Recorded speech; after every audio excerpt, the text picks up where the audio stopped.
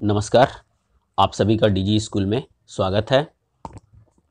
आज हम कक्षा 7 का गणित पढ़ेंगे, जिसमें हमारा पाठ परिमेय संख्याएं होगा। इसके बारे में हम लोग यहाँ पर चर्चा करेंगे। जब ये चैप्टर को हम लोग पढ़ लेंगे परिमेय संख्या, तो हम लोग क्या क्या चीज़ जानने के लायक हो जाएंगे।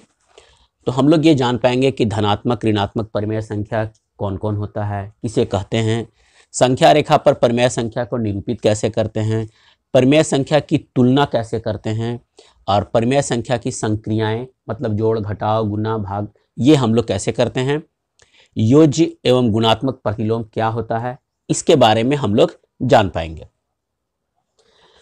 तो आइए हम लोग शुरू करते हैं। हम लोग यहाँ पर देखते हैं क्या कि ये नेचुरल नंबर, इसके बारे में हम लोग ऑलरेडी जानते हैं। जैसे 1 2 3 4 मतलब जो गिनती का जो संख्या है, जिसको हम लोग काउंटिंग नंबर कहते हैं, वो हमारा स्टार्ट होता है 1 से। तो जो गिनती का जो नंबर है उसको हम लोग बोलते हैं प्राकृत संख्या। और गिनती के संख्या में 0 लगा देंगे तो वो बन जाता है पूर्ण संख्या या होल नंबर। तो 0 1 2 3 4 5 6 एंड सो ऑन, तो उसको हम लोग बोलते हैं कि वो पूर्ण संख्या है।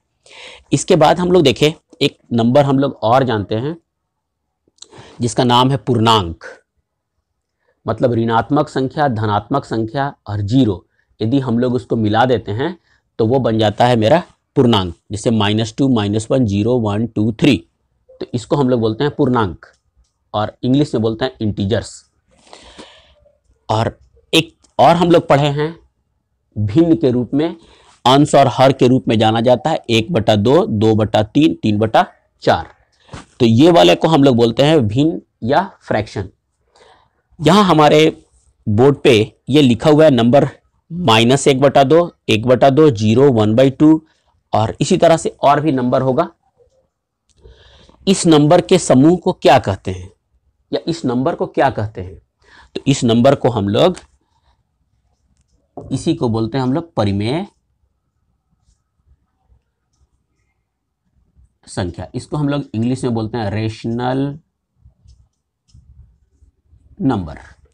ठीक है, इसको हम लोग बोलते हैं रेशनल नंबर। तो फिर ये वाला और ये वाला में फर्क क्या है? तो देखिए हम लोग यहां पर इसका फर्क हम समझाते हैं।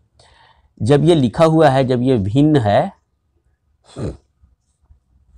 तो ये लिखा है 1/2 मतलब अंश और हर। तो ये नंबर जो है अंश और हर यहाँ पे पूर्ण संख्या होता है। ये भी पूर्ण संख्या और ये भी पूर्ण संख्या। ठीक है, इसके बाद जब हम लोग लिखते हैं -1/2, तो -1/2 भी अंश और हर मतलब न्यूमरेटर और डिनोमिनेटर के रूप में ही लिखा हुआ है, लेकिन ये जो है पूर्ण संख्या नहीं है। -1 पूर्ण संख्या नहीं है। तो फिर ये है क्या? तो ये फिर मेरा ये पूर्णांक है। तो यहां हम लोग देखें ये दोनों में डिफरेंस है कि ये पूर्णांक होगा और ये भी पूर्णांक होगा। तो हम लोग यहां पर हम लोग इसको कह सकते हैं कि परिमेय संख्या वह संख्या है जो p/q के फॉर्म में होगा। जो p/q के फॉर्म में होगा, ये p/q के फॉर्म में होगा, जहां p और q क्या होंगे? पूर्णांक। ठीक है, जहां p और q पूर्णांक होंगे, लेकिन q is not equal to 0 होगा। मतलब q बराबर 0 का नहीं होगा। तो इसको हम लोग बोलेंगे परिमेय संख्या या रेशनल नंबर। क्लियर है? हम लोगों ने देखा कि जो संख्या p/q के फॉर्म में होगा, p और q पूर्णांक होगा, लेकिन q is not equal to 0 होगा, तो हम लोग उसको बोलेंगे कि वो रेशनल नंबर या पूर्णांक या परिमेय संख्या है। कि जितनी प्राकृत संख्या हैं वो पूर्ण संख्या भी हैं, जितनी पूर्ण संख्या है वो पूर्णांक भी हैं, और जो पूर्णांक है वो परिमेय संख्या भी है। तो जैसे हम लोग यदि कह लें कि क्या 5 एक परिमेय संख्या है, प्रश्न है कि 5 एक परिमेय संख्या है, तो हम लोग उसको बोलेंगे कि हाँ है। इसलिए कि इसको हम लोग 5/1 के रूप में लिख सकते हैं। ये अब हो गया हमारा p/q के फॉर्म में, ठीक है। और जहाँ q is not equal to 0 है, इसलिए 5 एक परिमेय संख्या है। तो ये जो हम लोग जो फिगर यहाँ देख रहे हैं, ये बताता है कि परिमेय संख्या में ये सारी संख्याएं जो पूर्णांक, प्राकृत और पूर्ण, ठीक है, प्राकृत संख्या वो पूर्ण संख्या है, पूर्ण संख्या पूर्णांक संख्या है, और पूर्णांक जो है वो परिमेय संख्या भी होगी। तो अक्सर हम लोग गलती करते हैं कि 5 को हम लोग कह देते हैं कि ये परिमेय संख्या नहीं है। इसके बाद हम लोग एक चीज और देखेंगे कि यदि हम लोग कह देते हैं 5/0, तो क्या ये परिमेय संख्या है? नहीं, ये परिमेय संख्या नहीं है, क्योंकि ये p/q के फॉर्म में है, लेकिन q is not equal to 0 ये नहीं है। यहाँ पर मेरा q इज इक्वल टू 0 है, इसलिए ये नहीं है। अब हम लोग यहाँ पर देखते हैं धनात्मक और ऋणात्मक परिमेय संख्या के बारे में। तो वैसी संख्या जिसके अंश और हर, मतलब ऊपर वाला और नीचे वाला दोनों जो कि है वो धनात्मक हो, प्लस हो, या दोनों माइनस हो। जैसे हम लोग यदि लिखते हैं 5/6, या हम लोग लिखें -5/-6, ठीक है, 5/6 और -5/-6, मतलब ये और ये दोनों धनात्मक होगा, या ये और ये दोनों ऋणात्मक होगा, तो हम लोग उसको बोलेंगे कि वो धनात्मक परिमेय संख्या है। और ये हो गया हमारा धनात्मक का एग्जाम्पल। अब हम लोग इसको लिखते हैं -5/6 या 5/-6। कहने का मतलब है कि अंश और हर में से कोई एक धनात्मक होगा और एक ऋणात्मक होगा, तो उसको हम लोग बोलेंगे ऋणात्मक परिमेय संख्या। क्लियर है? ये मेरा हो गया ऋणात्मक परिमेय संख्या का एग्जाम्पल। ये हो गया ऋणात्मक संख्या, ऋणात्मक परिमेय संख्या। और ये हो गया हमारा धनात्मक परिमेय संख्या, ठीक है। तो हम लोगों ने देखा कि जब दोनों प्लस होगा, अंश और हर दोनों धनात्मक होगा, या दोनों ऋणात्मक होगा, तो उसको हम लोग बोलेंगे धनात्मक परिमेय संख्या। और दोनों में से अंश या हर दोनों में से कोई एक धनात्मक और एक कोई ऋणात्मक होगा, तो हम लोग उसको बोलेंगे ऋणात्मक परिमेय संख्या, ठीक है। अब हम लोग पढ़ते हैं मानक रूप। अभी हम लोग परिमेय संख्या का मानक रूप, ठीक है, मानक रूप के बारे में हम लोग जानेंगे कि स्टैंडर्ड फॉर्म क्या होता है कोई भी रेशनल नंबर का। तो हर मतलब डिनोमिनेटर है ना, जो नीचे वाला होता है, ऊपर वाला को अंश बोलते हैं, नीचे वाले को हर बोलते हैं। तो नीचे वाला जो है वो धनात्मक हो, मतलब पॉजिटिव नंबर, पॉजिटिव होना चाहिए। तो हर धनात्मक हो, और न्यूमरेटर और डिनोमिनेटर या अंश और हर का एक के अतिरिक्त कोई सार्वगुणनखंड नहीं होना चाहिए, ठीक है, एक सिर्फ एक ही होगा। आइए हम लोग इसको करके देखते हैं। यदि ये दोनों फुलफिल करता है, तो उस संख्या को हम लोग बोलेंगे कि वो परिमेय संख्या का मानक रूप है, ठीक है। जैसे हम यहां पर एक एग्जांपल लिए हुए हैं, 24 पहला वाला को देखते हैं हम लोग। 24/-44, तो इसका पहला कहता है ये कि हर धनात्मक हो, तो मेरा यहाँ पे हर कितना है? ऋणात्मक है, -44 लिखा हुआ है। इसको हम लोग को धनात्मक बनाने के लिए -1 से मल्टीप्लाई करेंगे ऊपर और नीचे में। तो हम लोग इसको लिखेंगे 24 × -1 बाई -1। कहने का मतलब है हम लोग इस तरीका से ऐसे लिखेंगे, कोई फर्क पड़ता नहीं है इससे, ये दोनों बराबर ही है। अब हम लोग देखेंगे ये माइनस और ये माइनस मिलके प्लस हो जाएगा, तो -24 बाई ये हो गया हमारा 44।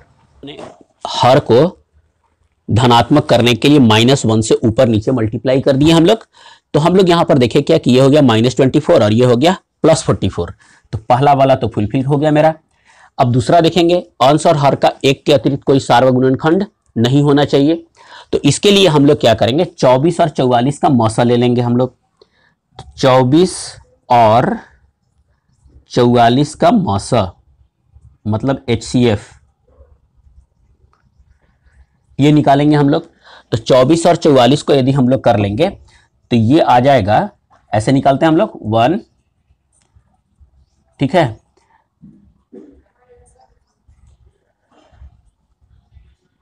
तो ये हमारा हो गया HCF।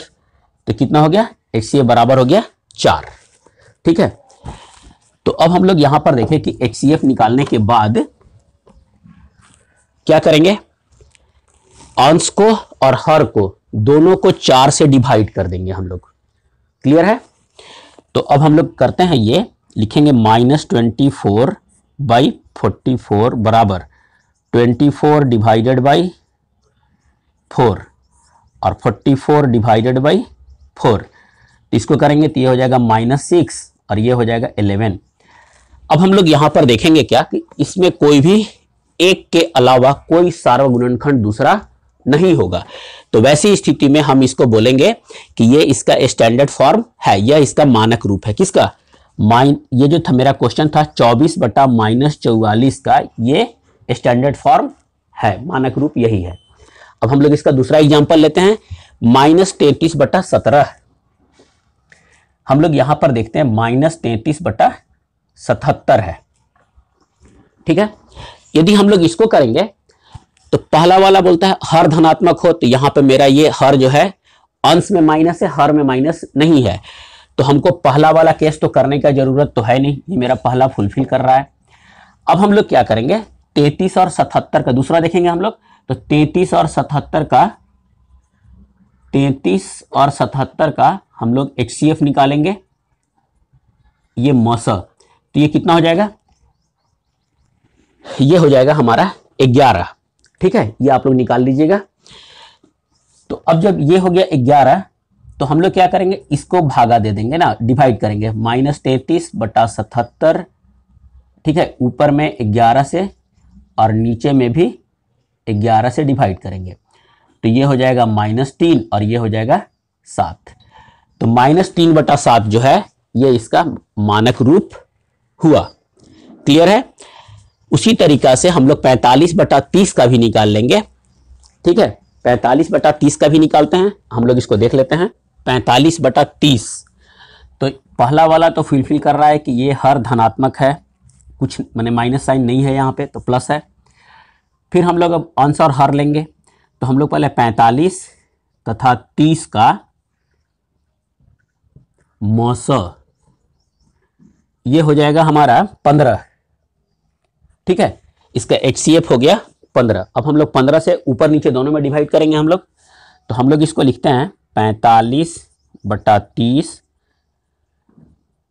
45/15 और 30/15, मतलब 15×3 45 और 15×2 30, तो 3/2 जो है ये 45/30 का मानक रूप होगा।